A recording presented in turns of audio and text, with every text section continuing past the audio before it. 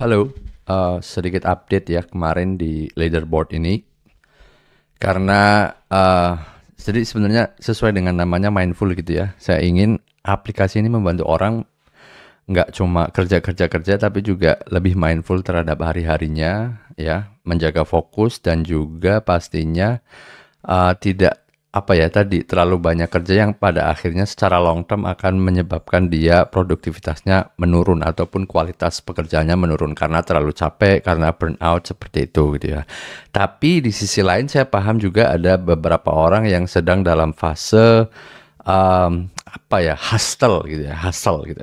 Intinya ingin memanfaatkan setiap waktu mereka entah itu untuk pekerjaan mereka ataupun untuk pengembangan pribadi mereka gitu ya, belajar hal-hal di luar pekerjaan ataupun dalam fase double job ya, yaitu misalkan ngambil full time pagi sampai sore kemudian malamnya ngambil project di tempat lain. Nah, saya paham ada dua tipe orang ini gitu ya, karena saya juga pernah mengalami fase yang sama gitu ya, pernah di fase yang hustle gitu ya.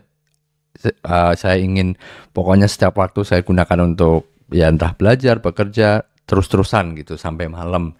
Tapi saya pernah juga di fase yang sangat burnout sehingga saya mengharuskan diri saya untuk mencukupkan dengan 4 jam, 6 jam per hari sampai saya recover. Nah, ada dua tipe ini sehingga akhirnya saya nggak mungkin menghilangkan dua kebutuhan ini. Akhirnya saya buat dua tipe mode di leaderboard ini ya, yaitu yang default adalah work-life balance ya, sesuai dengan visi dari Mindful Day. Yang kedua adalah hustle ya, hustle. Apa bedanya?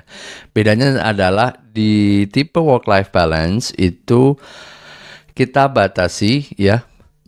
Kalau di sini kan maksimal 16 ya, kalau kita lihat di halaman home ya, 16 sesi per hari. Nah, itu adalah patokan utamanya ya. Artinya jika melebihi 16 sesi, dia justru akan berkurang poinnya. Setiap kelebihan satu sesi dari 16 gitu ya, akan dikurangi 3.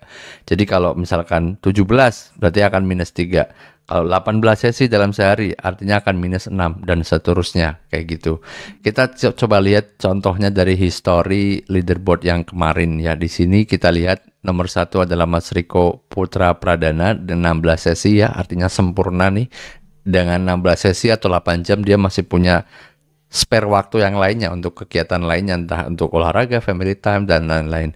Tapi kita lihat ke bawah di sini ada yang minus nih. Misalkan Mas Ahmad Zaki Afif, dia kemarin 18 sesi minus 6, kemudian juga ada Mas Miftahul Anwar juga 19 sesi minus 9, banyak banget ya. Jadi dia terlempar ke peringkat 37. Tapi kalau kita ganti ke mode hustle ya, kalau buat yang lagi hustling ya, everyday I'm hustling.